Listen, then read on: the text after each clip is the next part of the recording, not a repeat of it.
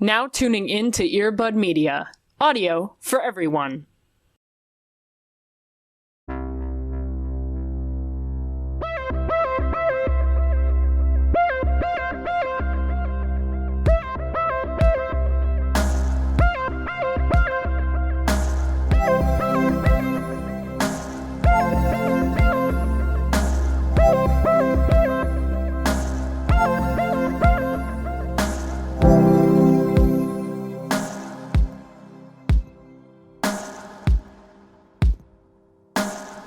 Party rocking?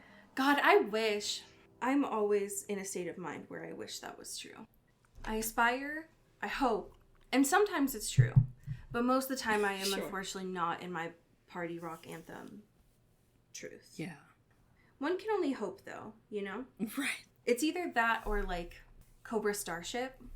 Oh, sure. That really send me. Like as soon as I even hear them or someone even mentions it, I am transported to high school. Right, yeah, I am on the dance floor. I am grinding. I'm ready to roll. And in a way, I would say that every week on this podcast, I'm also transported to high school, but in a very different way. Yeah. Sometimes it's cute and sexy. Sometimes it's painful. Sometimes it's both. Like, sure. today. Yeah, right. But alas, that's just my truth. This is unfortunately a podcast that continues to make me have dreams about being in high school, but not in a cute, like, oh, I'm living the life of Twilight. It's like, no, I just forgot my math homework. But I haven't been in a math class in so long. Right. If you ask me to do any sort of math, I think I will cry, on the spot. I will cry. 100% I will cry. Yeah. Please don't. Yeah. Please don't make me do please don't make me do math. Please don't make me do the, like, pull-ups. Don't. I don't want to go back to high school in that way. Right. Just living vicariously through different medias, which is what we do here at Into the Twilight. Hey, hello. We have made it. We've made it. Holy shit. 22 weeks later. 22 weeks later.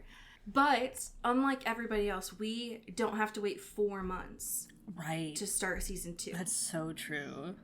Could you imagine? 4 months used to feel like it would haunt me. It used to feel like so much time waiting for a new CW show. Sure. But now we have to wait like 2 years for episodes of shit. Yeah. How you doing? I'm out here. I'm living. Okay. I'm here in the moment, live in the stude, I had a gaggle of things that I was thinking about, but I think this one feels relevant, especially to what you're bringing to the table. So it might be a little bit complimentary, one could say. Ooh. And it's a little bit of a repeat, not particularly, though, in the fact that I am bringing, unfortunately, Ludwig back into the arena. But this is actually fun, and not like he's trapped himself in a cube for 70 hours. You know what I mean? So, sure. Like, there's, like, different... This is, like, fun, and not like that. He started a show called Unpaid Intern. Which is very fun. It gives very much Game Changer vibes, which I appreciate. Because he used to have a show called Mogul Money, which was essentially just a Jeopardy ripoff, but it was, like, very well produced. Like, they had a set, they had, like, guests. It was a whole thing. Ooh. And then he stopped that because it was like, this is just Jeopardy. I probably shouldn't do this. And also, it's kind of boring now. But now he has this new one that he streams live on Twitch and YouTube. But it's like, a gaggle of people. It's basically their version of Taskmaster, in a way. And it's like, here's this, like, very niche challenge in this office set thing. And it's like, oh, here's a room full of, like, children. Can you entertain them for 15 minutes and make sure they don't hate you? And then we'll see how you do. And then, and like, here, can you name all of these 50 states and label them? Even if you're Canadian. Sorry. And then in the live show, they will, like, play those clips and have them in the studio and, like, kind of judge how well they did comparatively. So it's, like, very well edited. There's, like, a lot of, like, fun things going on, and it's like this fun little Taskmaster that you get to, like, see, and, like, little goofs and gaffs, and people trying very hard to, like, be a glorified unpaid assistant for a fake thing, I love Taskmaster so much. Yeah, it's great. That concept is very good. So this sounds amazing. Yeah, and I think it's monthly for, like, however many months, probably not a lot, but it's very fun, and it's like, fun little task. I like to see not even like famous, but like notable internet people do silly little tasks, much in the way I like Taskmaster to watch semi-celebrities do silly little tasks. Right. And then watch them, and be like, what the fuck was I thinking? Or I crushed, and it's very fun. It's a very fun time. What a great idea. Yeah. To be able to turn that into a live show. I love that. I'm very excited now. Yeah. How are you doing? I'm here. I'm alive. I'm Hell yeah. persevering. Right. I had to bring, this is just a note for the class, I had to bring something that had longevity. Sure. This week, because the happy thing I wanted to bring, it has already been milkshake ducked. So it's like not, right. It's not a thing anymore. It's too late. We've lost the plot. I also want to make a caveat to our friends in the audience that I so desperately wish that this was sponsored. This was a sponsored thing. It's not. It's just genuinely how I feel, and my happy thing is a crown of candy from Dimension 20. Yeah. Have you seen this? I have seen Crown of Candy. I have not seen the one they did The Ravening after. War? Yeah, that one. I have not Okay. seen. Because I know that guy is a big deal. I do not know that man. So I was a little... I know he's good. I also did not know that man. Right. Sorry to this man, but... Sorry to this man. So I watched both this week, A Crown of Candy and then the prequel of A Ravening War. Yeah. This was the first time that I've watched Matt Mercer do his thing. Sure, yeah. That everyone is foaming at the mouth Gooping for. and gagging for, yeah. I did not know this man, and I will say it took me a second just because I'm so used to Brennan. Yeah. So whenever they do a different GM, it is not that it is bad, it's just like, you're a substitute. Like, that's not my mom. I get it now about Matt Mercer. Right. I get it. I will also say about these two, I am not a high fantasy person. Mm-hmm. I struggle with it so much. Yeah. Of like Lord of the Rings and Game of Thrones. Like I immediately tune out, and that was why when I had first played D&D at like 18, I just couldn't handle it. I was like, this is made up, and I'm not having fun. It's a lot of names. Everything is fake. Everything's fake. But the reason why this works and actually kept me watching is solely because the fact that it's Game of Thrones meets Candyland. Yes. And so you have all this high fantasy bullshit, but they're Sour Patch Kids. Right, which is hilarious. It's hilarious. And it makes it a lot easier for me as someone who, I can do modern fantasy, but high fantasy just, it's like watching golf. It's like immediately I'm going to pass out and fall asleep. Worked so well. I think that watching these two, I haven't cried about D&D since the Taz finale. Yeah. I cried this hard in both A Crown of Candy and The Ravening War. Okay. That does not mean that it's not good and funny and beautiful, because it is. Right. But I will also say that I haven't had D&D impact me emotionally since the Taz finale, and this did it. Yeah. I mean, there are some moments here I was like, because you're always like, and obviously this will be no spoilers, but like there are moments in campaigns where you're like, surely these are the main people, so like nothing bad will happen to them. And then sometimes you're like, oh no, my heart. The fact that A Crown of Candy was the first time that they had made backups at the jump just shows that like this is a very brutal world where someone can and will die. Right, which is so fun in contrast to like I am a gumball, like I am Pepper. Yeah, you know, like it's very fun and also very like. I will say for you, I highly recommend The Ravening War. Okay, it's like 6 episodes. Oh, I love that. That doesn't mean anything, right? With Dimension 20, because they're all like 2 hours, but it's. A Crown of Candy was really long. The Ravening War, because it's a side quest, is 6 episodes. Yeah, I love. Unpopular opinion, maybe not unpopular, but I fucks with the side quests so much heavier because even though they are 2 to 3 hours long, I'm like there's at least at the max 6 of them, so I can reasonably do the math in my head. When it's 20, I get confused and I don't know where I am anymore. The reason why the Ravening War is for me as high as the original like A Crown of Candy is because the fact that I get to see Brennan play in his space. Oh yeah, like this is the world he made up and now he gets to play in it. which is very good. And he also plays this like radish religion dude who just completely goes off the deep end. And Brennan is like putting in the work, which I love. Like Zach's character being named Colin Provolone is the best thing I've ever seen in my fucking life. So I can't recommend it enough. And it's easily digestible in the sense that they're 6 and not 20. I love that. I love to hear this. So enjoy it. There's a lot of goofs and laughs, but you also probs will cry.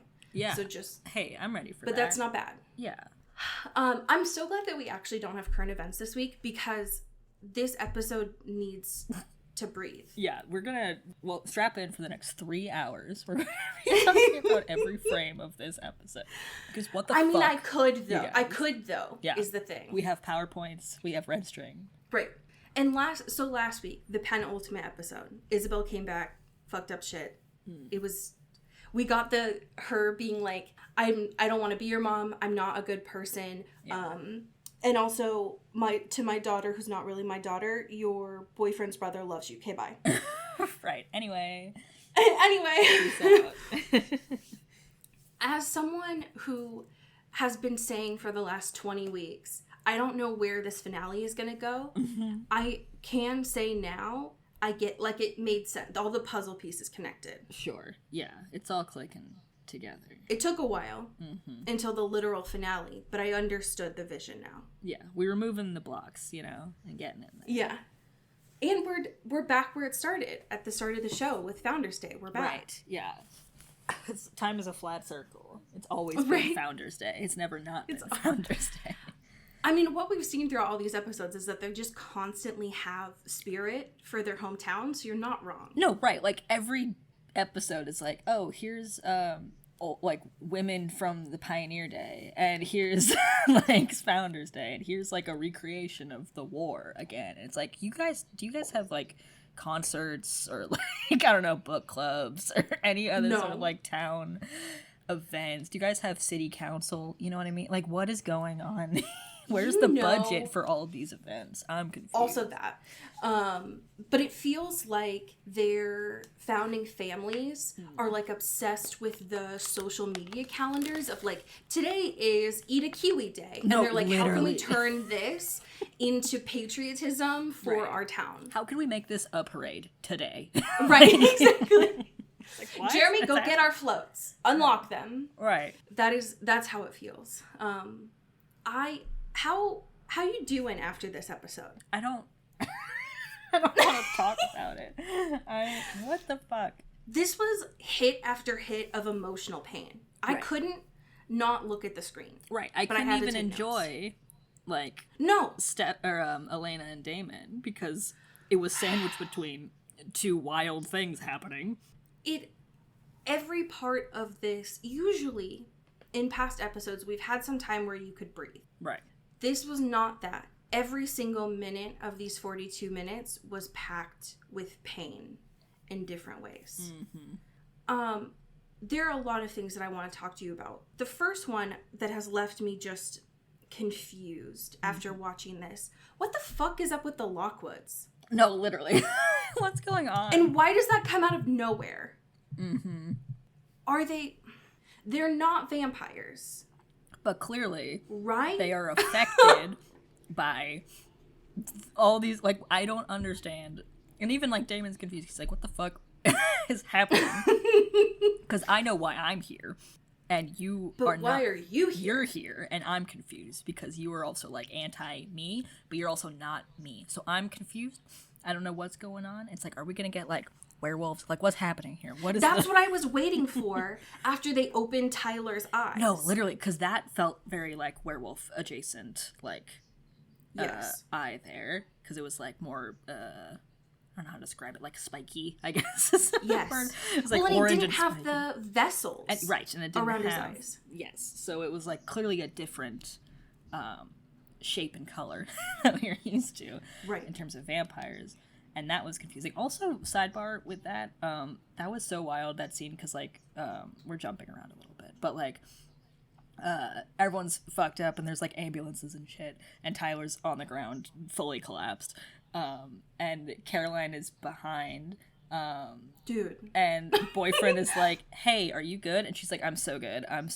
Can you just focus on Tyler? Like, he seems like he's really fucked up. Don't even worry about it. He turns away for 5 seconds, and Caroline is on the floor. Collapsed. And it's like, did nobody hear her thud to the ground? Like, what the fuck? You were 5 feet away. You were 2 feet away. No, yeah, That's not it. even. You were 2 feet away. And you were like, got it. I'm going to turn around. You're going to be good. She's like, for sure. Totally. And he turns around 2 seconds later, fully horizontal on the ground.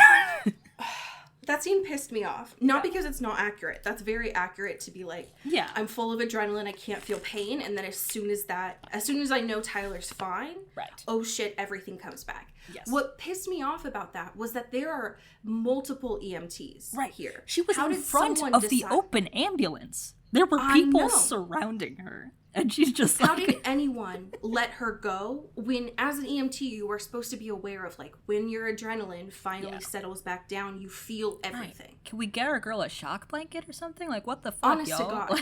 Like, what's going on? It's embarrassing. Yeah. Is what it is. Because she had internal bleeding. She's going into surgery, and y'all just let her drop to the pavement. Yeah, good job, guys. You really killed it. Well, you're worried about the supernatural creature that is Tyler, who's obviously fine. Right. So don't worry about it. Yeah. God damn. That, I will also say, as a viewer, there is something that I wish Peacock did, and I know this is on HBO too. They need to start putting fucking content warnings before their episodes. Yeah. Because there's a very pivotal part of Jeremy's story that we're going to need to talk about. Yeah. And it is... There's multiple content warnings that are needed for that. I would have appreciated those for sure. And I understand it in the context of the show, but y'all should probably warn people. Yeah, just like it doesn't have to be like obtrusive within the thing, but like no, I don't know, before you click on it or something, just like a little eye icon that's like, hey, bud. Just before you get started here, there's some things that are going to happen. Yeah, that this episode, I mean, we always have, like, blood and killing in this because it's the Vampire Diaries. Right. But, like, this is going to have someone pull a fucking Romeo in this. Literally. So just heads up. if that's not cool with you, we got you in there. That would probably be good. Yeah. Where do you even... Do you want to talk about Elena? Do you want to talk about Damon? Do you want to talk about Jeremy? Where do you want to start? Because this episode has so much. I think let's start with Elena. Let's center ourselves here, if you will. Because Elena's has curls, so it's a big day. Right, it's a big day. She's wearing her period fit, and everyone's freaking out. It's like, oh my god, Catherine, and she's like, no, me, no, it's me, Elena. I just wear this. Okay, wait. For Founders Day.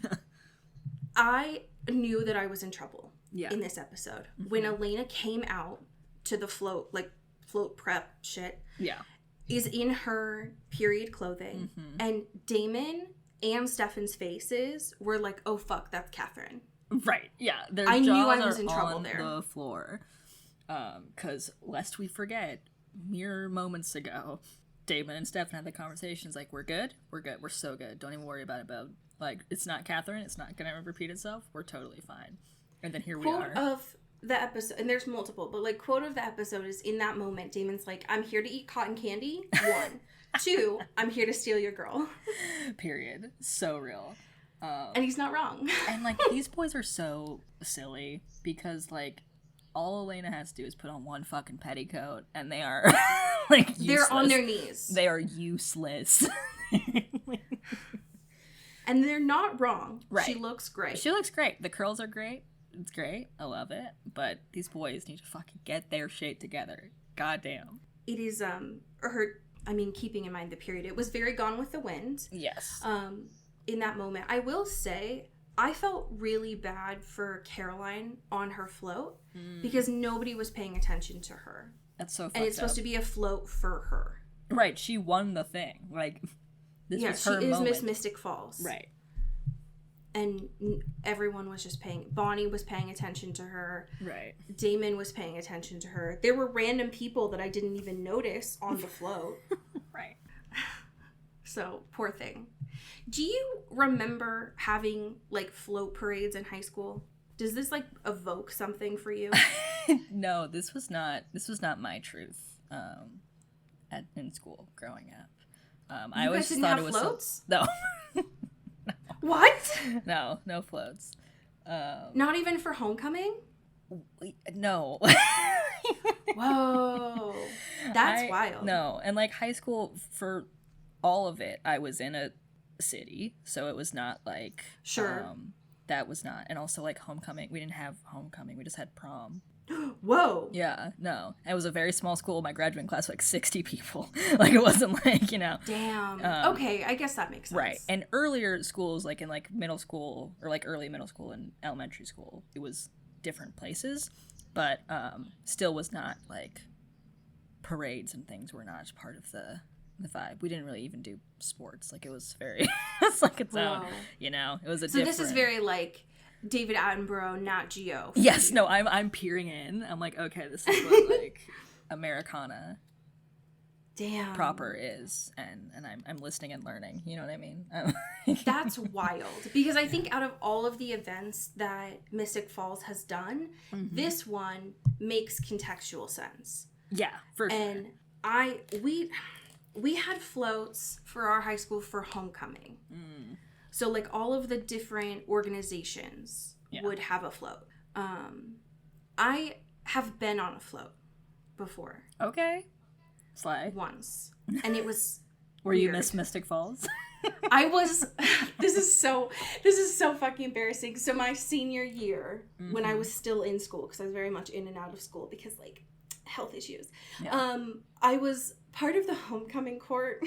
Fuck, yes. But it was very much a like, you're a disabled kid, so we're gonna do you a favor kind of thing. Gotcha. Okay. But I did wear a very fancy dress in like a sports car in our parade. Okay. Once. Slay. But it was like a whole like we would have this like coloring contest for elementary schoolers, and like the winners would be in the parade and shit like that. Like, okay. I guess I thought a lot of schools did that, but apparently not. So it was very hometown, I guess. Sure. I was not expecting so much drama to be happening at the parade prep. It's just like conversation after conversation with Elena, where she's like talking to Jeremy, stressed out, talking to Bonnie, stressed out. Right. Everyone around her is either lying to her or not wanting to be friends with her or not wanting to talk to her. And she's like, I hate it here. Can anyone be my friend right now? I'm freaking the fuck out. Elena's interactions with Bonnie this episode did make me very happy. Yeah. Because one, we get Bonnie. So anytime she's here, she's alive. We're hooting and hollering. But they seem to like sort of make up by the end of this. Yeah, they're on a little bit better terms. Right. She's like, hey bestie, I definitely lied to you. Whoops. I don't trust you and your vampire boyfriends, plural. So, you know, you feel me? That's not my thing. That's not my truth, but I love you. So like we can be cool. But if any of your boyfriends do one fucking thing, I swear to God, I'll kill them in front of you. If they even bump into someone on the sidewalk, they're done. Right. They're absolutely done. Yeah, that's all it takes. So I was not expecting Bonnie and Damon this episode. Yeah. But there is like something. That was a little fun. Yeah. I'm into it. There's a little bit of it. Yeah. And I was not expecting that. But I don't hate it. Necessarily. Yeah. Little potential enemies to lovers. Okay. Right, exactly. Okay. I need to know your thoughts on Elena outside of the burning building. God. With Bonnie. Okay. And mind you, this is like, she is, after all day being like, oh my God, is John my dad? Fuck that guy. I can't believe Fuck it. that guy. Right? And runs up before John is like, fuck you guys. You want to get in here? I'm going to tell them, everyone, that they lost a vampire and there's more if you run around. Fuck you. And Elena's like, okay, well, you know, I would expect this from anyone, but not my dad. Like, I think you'd understand and let me go. And he's like, oh shit, oh word. Y'all know about that? Okay, have fun. And so she's running on adrenaline, but also like, oh, here's this like really another foundational thing about my life and my upbringing that I found out within like a week of each other. Both of my parents being like, and like after already within the year mourning her other parents initially, like she's going through a lot, you know? And whereas Jeremy's like, you're my dad, right? With stars in his eyes, Elena's like, ew. Right, like this guy sucks. This guy sucks so bad. And they like run into this burning building because she's like, I know where the exit is. And Bonnie's like, girl, wait, just stand back for a sec. It's chill. Let me hold your hand so intimately. Smoke inhalation kills, Elena. Right. You can't fuck around with that. Yeah, you know, you didn't listen to Smokey the Bear? Like, what the fuck is wrong with you? Let Stefan go. Right. He's fine. Right, but let not Stefan you. go. Because Damon's in there fucking dying. Barbecuing from flame himself. inhalation. Yeah, he's a rotisserie chicken right now in there. And Stefan, of course, is like, I'm ready to roll. No one gets to kill my brother but me. Right, exactly. I gotta That's go mine. save him. And Bonnie is just like, hey girl, let me just take your hands very sweetly and do a spell right now. And Elena's like, I need to go right now. And she's like, babe, please, let me do this for you. Watch me. I'm gonna firebend for you. I got this. And she does. It, like, dampens the fire a little bit, enough that Stefan can, like, run in there and get our boy. And he seemingly is fine. right, he seemingly is fine. But also there's, like, a moment where Elena's like, whoa, what did you do? And Bonnie doesn't say Girl, anything, what do but you she think? has, like, a little, like, look in her eyes. Because she's like, are they going to be okay? And she's kind of like, I don't know. You know, it's like, Bonnie. Bonnie. What's going on? I love Bonnie. She's in her I don't give a fuck era. Yeah, she's like, y'all need me so bad, and you don't even appreciate me, so, like... I'm unionizing. Right, yeah. I'm unionizing myself against all of you. Fuck off.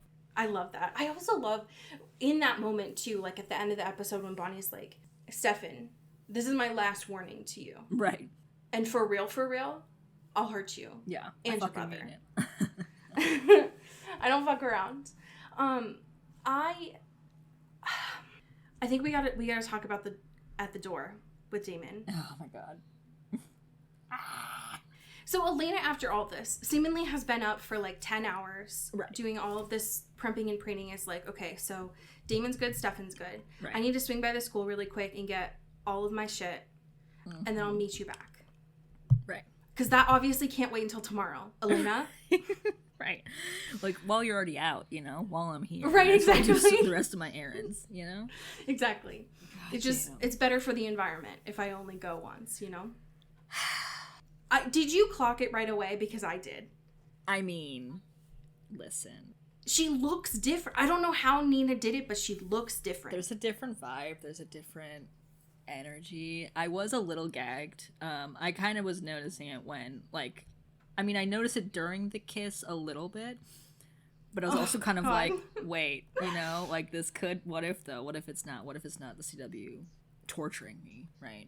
By adding Catherine into the mix. And it felt believable, even though it felt like, it's like, whoa, what's going on? And also fucking, oh my god, what is her name? Jenna. That's what solidified it for me. Once again, most useless caregiver in this. Because also, which we'll get to, there's other things happening upstairs that she is fully unaware of. Just no thoughts. Fully absent, not there. And then this, she's like, what are you doing, bitch? Like, what's going on? What about Stefan? You can't just be kissing his brother, Elena. And Elena, very uncharacteristically, is like, I don't want to talk about it. I'm gone. Bye. Fuck you. So it is the... I knew when he kissed her on the cheek that it was not her, because Elena would have been like, no. My rose tattooed boyfriend. Right. Yeah, I was so shocked because it was like, and also the lead up to it was so long. I was like, surely she's going to be like, no, we can't, we shouldn't, I'm betrothed. Right, exactly. You know, like, that's so Elena. But being like, no, I want to, but I mustn't, I can't. And there wasn't. I was like, okay. None of it. What's happening here, ma'am? Here's what I don't understand. Jenna, even though I don't think that she intentionally did it, clocked that it was someone else. Yeah. Damon didn't. Useless man. Catherine makes them so unbelievably incompetent, and they already are very incompetent. So like the level is not great. It was shocking that he was like so deep in it that he didn't even realize it was a different woman. Right, yeah. Boy, please. It's like, you should remember how this feels like. You used to kiss this woman. So, like, I know it's been a while, but, like, you know, clearly it still means a lot to you. You still think about it all the time. So, you know, wake the fuck up, dude. And so I thought this was going to happen. I remember saying this when they opened the tomb. I fully expected the person who came out to be Catherine and not Elena. Right. And so I'm very glad that they did that. They just needed to wait until the finale for drama, I guess. But I'm very glad that John is gone. Right. Rip, but also not in peace. That was so brutal too, by the way. It was just like, oh man, gonna have a nice chat with your pops. It's so nice, we're a family now. Don't you love me? And Catherine's like, fuck you, bitch. Immediately. In the kitchen. Mind you, in the home. Jenna still here. Where's Jenna? Where the fuck? I'm like, so confused. Is she just always wearing noise-proof headphones? Like, what's happening? Yeah, I can't with this one. There are deaths happening on every floor of this home. Yes, and she is unaware. Unaware of any of them. What's going on? What are you doing? Maybe, was Candy Crush out by 2010? No, it was Farmville. She's just really into Farmville. Yeah, okay. Yeah, she's a victim. I get it. Okay. It's not her fault. She's just been consumed by Farmville. Yeah, you she's can't blame poking her, actually. everyone in her friends list to get more. I never played Farmville, so I don't know, but she's just really deep in the trenches right now. Yeah, save her. Everyone needs to be saved in this home. Yeah. There's another thing about Damon this episode that I feel like is worth mentioning, which is that, I mean, there's a lot, but in that conversation on the porch, he says to seemingly Elena that she has conveyed to Bonnie that his life was worth saving, and I Get can't me out of here. I need to get off this ride. And it's like bookended because at the beginning of the episode, he like goes off on Jeremy and is like, you need to shut the fuck up about bullying your sister. Yeah. Because it's not her fault, it's my fault. Right. So don't talk to her that way. And it's like, sir, you can't just, you're not her boyfriend. You can't just say that. I hate it here. I hate it here so bad. I'm in so much pain. I have to be honest with y'all. I didn't give a fuck about Steph in this entire episode. No. Sorry to this man, but... Sorry to this man. Sorry that you got, like, brain blasted with tinnitus for a second. I couldn't care less, actually. Yeah. It was very painful. I think we need to talk about Jeremy. I think we gotta. This is so fucked up. How'd you do with him in period clothing, by the way? Stop. I mean, he's rocking it. I can't lie. You know. I noticed this last episode too, and I remembered I made a note of it last episode, but especially in this one, he looks a lot like early season Sam Winchester. Like really young Jared Padalecki. Right. And that's unfortunate for me and my heart. Yeah, I was so... like, and we've been clocking this for the last few episodes, that he looks more and more like an adult man than ever before. Even in certain scenes that were very dramatic and sad, it's like, man, this guy's hands are huge. Like, what's There's happening? an adult man on this high school float. It's an adult man. And especially him in this, I almost didn't fucking recognize him because he's wearing, like, the, you know, combat, like, garb, I guess, for lack of a better word. He's got the musket, he's got, you know, the big little hat, little button-up things, and I was like, this is a teacher at this school. Why? Like, this is not... And especially the side-by-side of him, like, walking with Elena is bonkers. Because in a weird way, even though she's in this period clothing, Elena looks really young for some reason. I think it's just the ringlets that did it for me. Yeah, so to see her next to Jeremy in this, like, war outfit. Yeah. What is it? Uniform? Right, yeah. You know how much we love and know about war here into the Twilight. We're so pro. I did teach history, so I should know. Sure. But it is just a costume. He just looked so much older.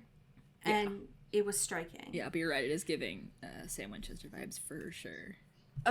And that's, like, I already had a crush on him at the start of this season when he didn't grow his hair out. Right. So it's, like, really fucked up. Yeah. That's rude to you specifically. That's targeted. It's rude. That's discrimination. It's such a, like, it's such a CW thing to be like, hey, just grow your hair out just, like, a little bit. Just a little. You'll get a little Just a wind little. in between your hair, you know? Oh, my God. I was not expecting the start of this episode for Anna to do the... Oh, my God. The blood vial like thing the vial. from the 2000s. Yeah. Mm-hmm. With, like, Billy Bob. Right. She's like, hey, here's my blood. Right. It's like, hey, so I don't feel really safe here anymore because John killed my dad or my mom, and I feel unsafe. And you are really cool. Here's a little token of me. If you ever want to come to the dark side, wink, wink. And see you later. Bye. And it's so rude because she's like, I can shut your feelings off. Like, I know you're in pain. I can shut your feelings off. And Damon says that later to him, too. Right. But at this time, he's like, I'm going to keep the vial. Right. But I don't want that, actually. Right. And it's so, oh, God. Jeremy makes me so fucking sad. Because it's like, his whole thing from the jump has been, like, not being able to process his feelings. Yeah, he has too much. He has too much, and he can't shut them down. And also, he doesn't want to. He does, like, appreciate the feeling of, like, he did earlier suppress with, like, weed. But even then, it's like, I feel like you're feeling those feelings when you're smoking weed. You know, you're not, like, it's not sedating you, right? Yes. And even and him being so upset, rightfully so, of, like, removing the pain of Vicky and that whole scenario is like, fuck, I actually do want to numb this thing, but I also know that now I have this gape in me that is that erasure of it, and that's worse. Like, that feels worse than feeling it and then, or even suppressing the feeling, is not having the feeling at all, or the memory of the feeling.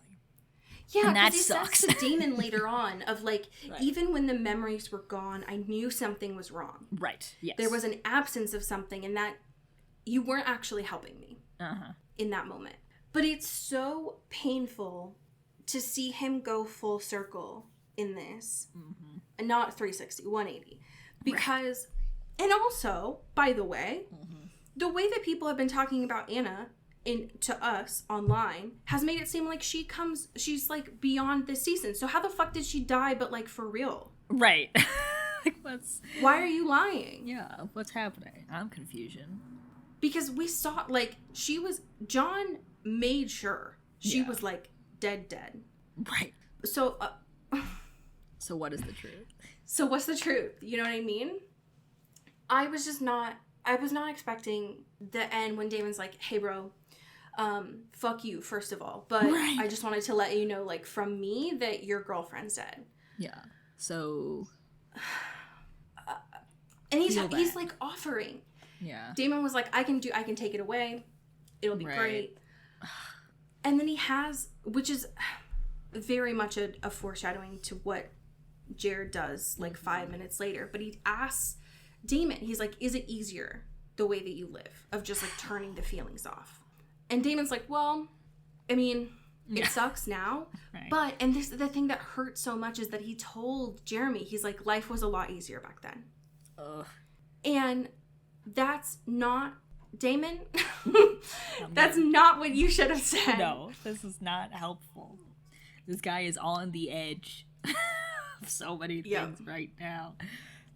Do not encourage him. The thing that I'm curious about, we've seen this throughout the season, is like, you can consume, willingly or non-willingly, vampire blood. Right. And then you do come back from death. Right. But it's not until you feed that you're for real. Yes, right.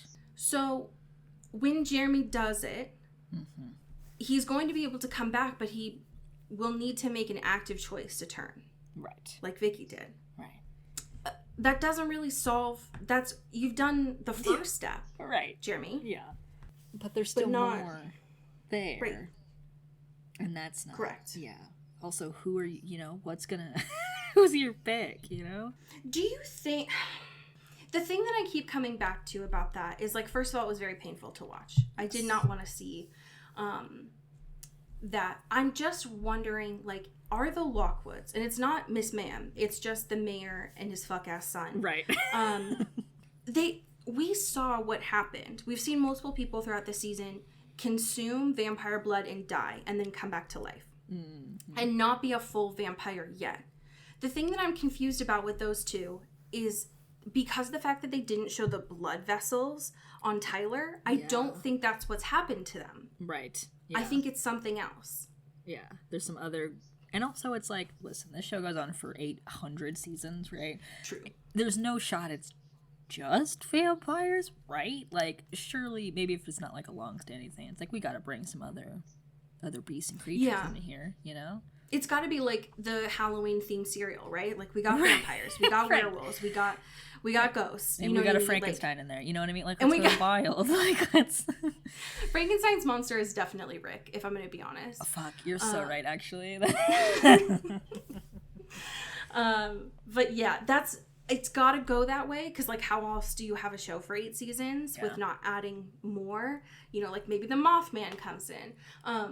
Please, God, I need it. If someone could just confirm, do they get into cryptids in that way? Can we get a yay, nay on Mothman appearances, please? Do we have the Loch Ness Monster? Can y'all just tell me, is the Chupacabra here? Can you, yes or no? Are we hot or cold? That was very painful to see. But I'm just curious now of, like, what's going on. Which is not great. I'm curious about your thoughts of the, like, final showdown here when they did do the tinnitus, because I was not expecting all the tomb vampires to still be in town. Yeah, I thought they all, like, fucked off after the Pearl thing. That's what Anna and Pearl said. Yeah. Anyways, of being like, your ringleader is dead, rip girl, and also like y'all just kind of want to vibe and live your own lives and not do like a whole takeover like Pearl did. So just like vibe. And I guess they just were like, I guess this is nice. This place is nice. I guess we'll stay here? ? Rent is free, I guess, because his house is like abandoned. Okay, sure. Hey, you know what would have prevented that? The Salvatores having any spidey senses. Dude, that pissed me off too in this, because like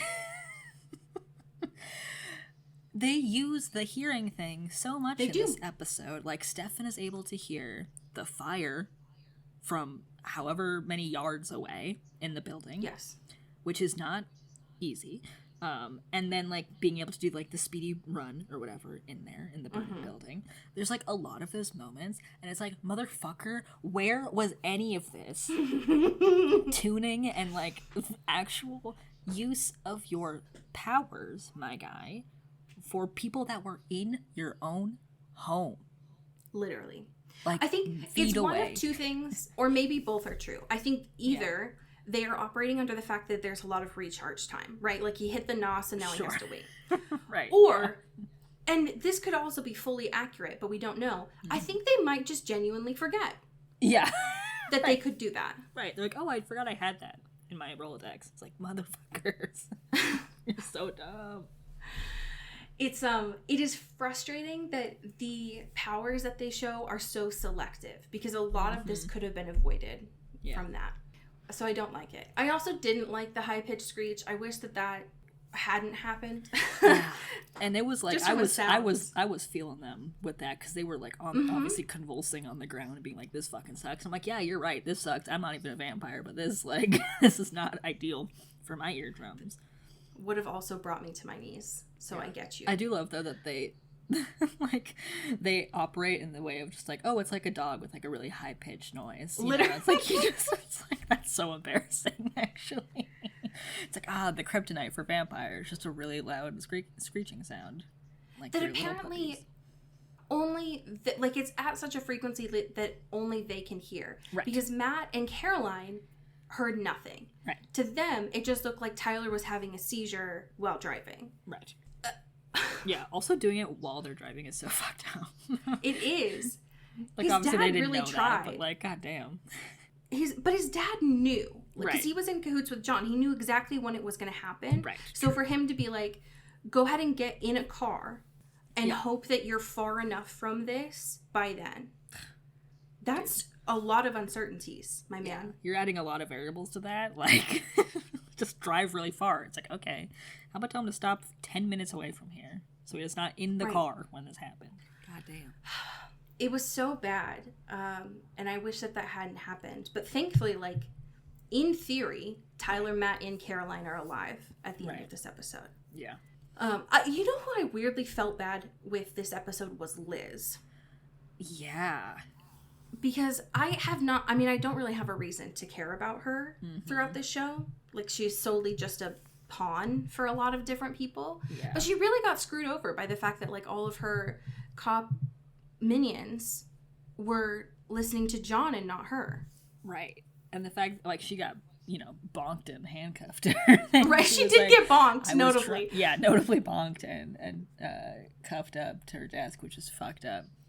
And, she did have the right plan, because she was like, this is dangerous. If we make this a whole open, like, target, in a way, of, like, just, like, nuke them out, for lack of a better word, that could have very bad consequences on the other people that are going to congregate here, because this is a big event and parade. That's not safe. Yeah, and also, you're assuming that anyone in Mystic Falls who isn't a vampire doesn't have tinnitus. Right. Like, what if you dropped and it's like, no, I just listen to my music too loud. Right. And so this hit me.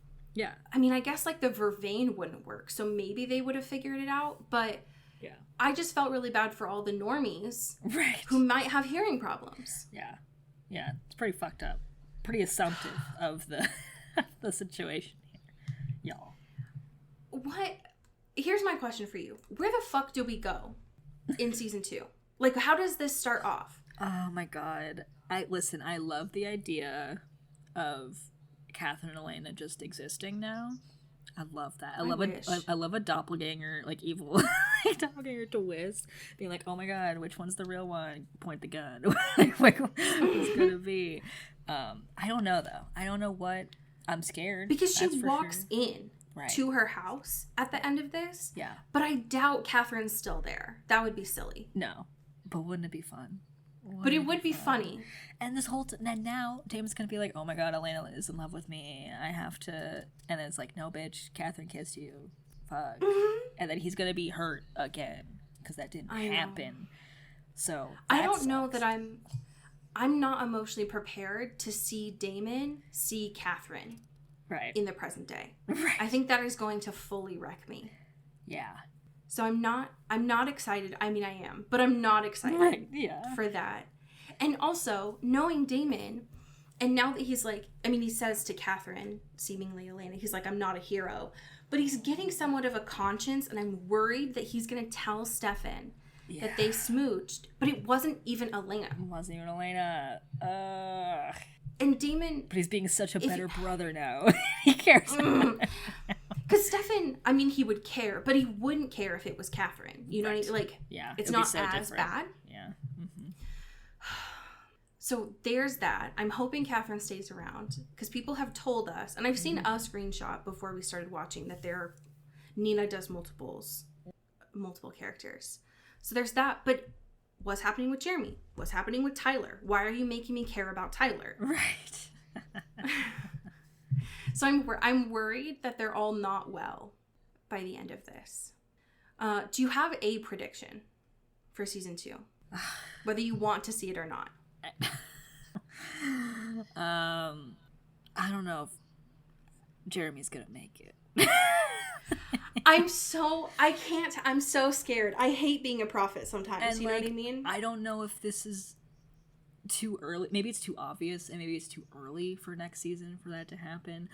But I don't know, man. I don't know how long he's got in him. If we're being completely honest. At this point, and I've the only regret in my life is that I said that he was gonna die when we first started watching this. You willed this to existence. You did this. I hate myself. I'm worried it's either Jer or Caroline, and I don't know. Right. Because also, we know that she's I'm glad in our surgery. prediction was wrong that Caroline didn't die this episode, because that was something we were talking about. But we don't know. Like, Right. she's currently alive in surgery, but that Right. doesn't... I've watched enough Greys. Right, yeah. That doesn't mean anything. Right, exactly. You can't fuck around with internal bleeding. Right, that's true. That's true. So I'm worried. I'm worried it's one of them. But I agree. I feel like it's too early because I know Caroline, or at least the actress, is around when there's a Klaus. And we don't know him yet. Right, I don't know this man. Okay, alright. I'm so scared, but I'm less scared because I get to find out next week and not 4 months from now. Yeah, thank God for that. So, it's called, by the way, season 2, episode 1. I put a photo in for you. It's called The Return. God damn it. So, but we don't know of whom. We don't know who it is. So I'm nervous. Also, before we stop talking about this episode, by the way, can we talk just very briefly about how much of their budget was spent on music?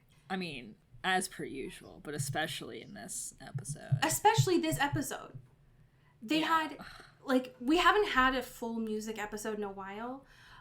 Also, do you think that they do a musical? Right. But we had Ellie Goulding. Yeah. Sia, Lifehouse. Uh-huh. And I know that cost them money. God. And also, Bury Me Alive, that song was a fucking jam. Shout out. They were bangers this episode, that's for sure. Yeah. God damn. I'm nervous, but weirdly I want to watch it, which I did not feel 22 episodes ago. Yeah, look at us. Growth. We have some amazing patrons to thank. Yes. Do you want to start us off? Absolutely. Thank you to our newest patron, Maya Bennett. Pew, pew, Pew, pew, pew. Come on down. Yeah. Oh, this changes the order. Thank you to Sean Salvatore. Second and second. Pew, pew, pew, pew. Thank you to Megan Pattinson. Ooh, thank you to Katya Karp. Ooh. Thank you to Ashlyn Vogel. Ooh, thank you to Maddie Facinelli. Pew. Thank you to Genevieve Morgan. Ooh, thank you to Danielle Burke. Ow. Thank you to Sophia Salinger. Ooh, thank you to Dan Zeklos. Ow. And last but certainly not least, thank you to Emily O. Sarah. Oh, dun, dun, dun. I have a fanfiction for you. Okay. Say it. No, you make me nervous without your It is by the author Sylvia Kandera. It is titled All the Same to Me. And this was published in June of 2010. So someone was reckoning, they were dealing with the reckoning of the finale. The summary is, post season 1, do not underestimate Damon's powers of persuasion, or the one where Damon runs for public office while trying to date his brother and their girlfriend, as told by Stefan Salvatore. Nar. So this is just a little, there's only one chapter, so this is just a little bit from him. Damon's general platform seems to revolve around city beautification, small business support, and everyone thinking he's awesome. I think we can all agree on the urgency of instituting an additional bar where we get trashed and have a regrettable bathroom sex without the oversight of teenagers. Someone says, "Here," and awkwardly clears his throat while the rest of the crowd mumbles and pretends not to find these ideas deeply alluring. And my brother has expressed an interest in strippers. That's not true, Stefan assures Bonnie, who's giving him that look again. He has the highest respect for women, and besides, Damon really isn't too picky about the nature of the naked people he eats on their carpet or bathrooms. They could have been male strippers. Would Bonnie feel better if they were male strippers? And it was more a prediction than a suggestion anyways. She's still looking at him. He twitches. End scene. Damn. The idea of Damon running for public office makes me very nervous, but we don't have a mayor anymore, so I'm worried. Right, so... Oh my god. In his politician era. Oh no. I'm scared that's what Damon thinks is appropriate. Is like, well, I'm a good person now. I have a moral compass, so the only proper thing to do is to go into public office. Right. I have to serve my people, If someone could find or make me a vote for Damon button, that'd be great. Thank you so much. Yes. Where he does the little, winky wave gif that we saw this episode. That'd be lovely. Yeah, that'd be iconic. This is the best time to get your friends and family on the show because we're starting a new season next week. Get on board. Now's So the just time. get them on. It's less time for this season than A Crown of Candy. So Hey. how about that? We have so many great things coming up that I'm very much looking forward to. What are they? I don't know, but I'm looking forward to season 2.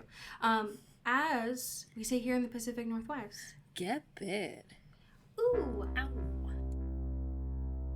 Into the Twilight is an Earbud Media production. You can follow us on Twitter at Into the Twilight or on TikTok at Into the Twilight Show. You can find me at Cody Corral on Twitter and Allie at Alexandria Does. And you can support us on Patreon at patreon.com/Into the Twilight. We have merch, so much stuff. All those links are in the episode description. And make sure to rate and review us on your favorite podcast hosting platform. It really helps the show. Thanks. Bye. You've been listening to Earbud Media Production. Earbud Media. Audio for everyone.